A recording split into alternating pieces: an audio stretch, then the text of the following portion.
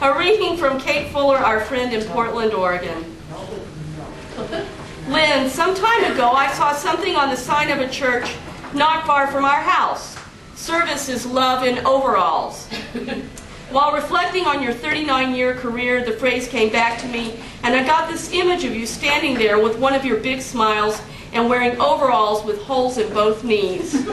Really, in your 39 years, I'm sure you've worn out several pairs of overalls. Congratulations on your retirement. Love, Kate. Thank you. Here, I'll stand back here. I remember the day that Lynn and I were going to a meeting, and we were running late, I think, so we decided to take a shortcut through the alley. Big mistake. I was talking to Lynn, and all of a sudden I look around, and she's gone. I'm like, hello? Splat. She was flat on the ground. And I'm a nurse, so I'm like, oh my God! Lynn! And she's like, I'm okay, I'm okay. I'm like, oh my gosh, what am I going to do? She's, Sue, you're all right. And I thought, oh my gosh, broken bones. And she said, I said, what do we do? She says, well, you could help me up. and I was shaking, and then probably said, just, you know, it's going to be all right. Once I got her up, she said, look, this is no big deal. I do this all the time. I fall all the time. I'm used to falling, and I learned how to fall without breaking any major bones. And that's exactly what she did. She had just a little scratch on her. It was no big deal to her. And I thought, boy, welcome to my world. So, you know, so from that day forward, I never looked at Lynn again the same way. She always had a little halo over her head, and she's always going to be my angel here on earth. She's really great.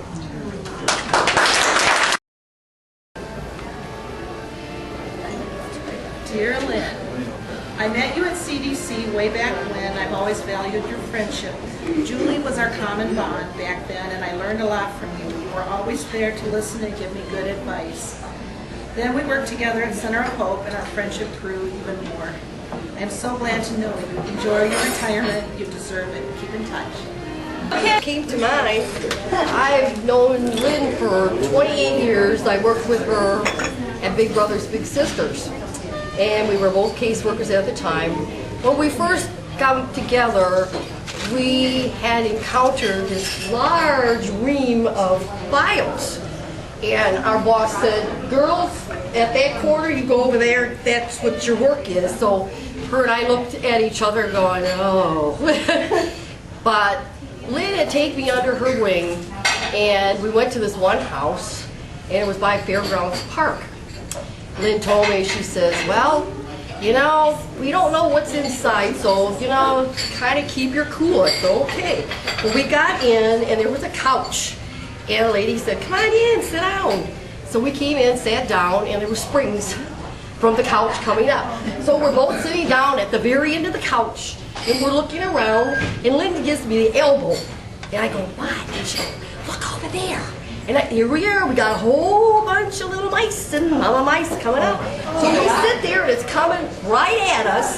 So Lynn and I both simultaneously lift our legs and the mice goes underneath. But we didn't want to laugh because we thought we didn't want to insult the lady. But then when she said, Lynn, real calm, she says, ooh, I see you got critters. And I said, okay. So when we got back into the car, by that time I was starting to itch all over. Oh, there must be more bugs. But anyways, I really enjoyed working with Lynn. I learned a lot. We've had a lot of fun together. And through the years, we've been the best of friends. Good luck in your retirement, and I love you. And Bird. I think I understand. Dear Lynn, you were there in the beginning of all my careers. Social services, massage, and now teaching. I can't thank you enough for all your guidance, patience, and support over the years. You have been a great mentor and friend. Take care, and good luck in your new phase of life. About Lynn, always remember that you are smart, caring, compassionate, a healer, a good friend, and anyone who knows you could consider themselves blessed. After listening to your nurse friend, I thought about it, and then I thought, no, I can't do that. I can't write about that. I was the nurse at the Barbara Olson School Center of Hope for about 9 years, and let's say that Lynn fell once or twice or thrice or quadrupled. She never broke her coffee cup. Her coffee cup never broke. I was amazed. You know, it could be a bone, but not that coffee cup. I don't know if it was enchanted, but it was the same thing. Relax, I'm okay. You know, if I'm not, I'll tell you. And that's not what the nurse thinks when there's somebody falling. And it was very difficult to deal with her. And I just wrote that the years really do fly by. Trust me, they do. Retirement is wonderful, but my memory bag is full as I think back to the many good days at the Center of Hope and some not so good days. But you know, we were together and it truly was a team. We truly had a team, and that's something that you don't always find. And so, God bless you, Lynn, and give you a happy retirement because you do deserve it. Lynn, I would say that you are the best employee that epilepsy ever had. But then Shay would say she was. But then again, what do we care what Shay says?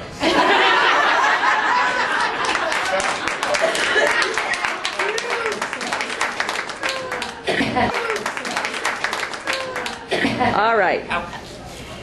We too witnessed a lot of Lynn's crashes, and that was a lot of times our humor in the day, wondering, you know, when it was going to happen, how it was going to happen. What's that noise? Yeah, I don't know how many times I swallowed my liver because I'd hear crash, bang, boom, and go over there, and she's like, I'm fine. Yeah, it was, yeah. Okay, Lynn, I hope you sleep in late, get dressed afternoon, if at all, for the day, and drink a lot of Diet Coke. Drink all the Diet Coke your heart can handle. Kick back, relax, you've earned every bit of it. Love, Lynn. Okay, speak loudly. My dear Lynn,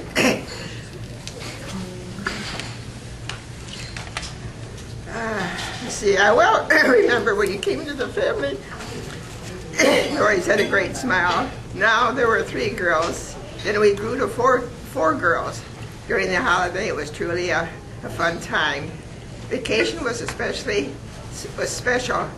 One summer we went to Green Lake. Your mom became ill, so Aunt Esther and I stayed with all the kids, plus the Jeffrey children. What a time.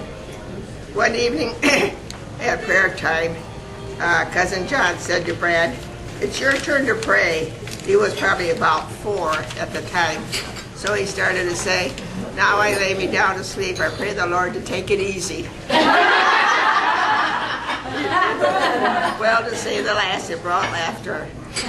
Our first trip to Trinity was at your graduation. We were all so proud of you. Now you have reached retirement. That's as far as I got. What came to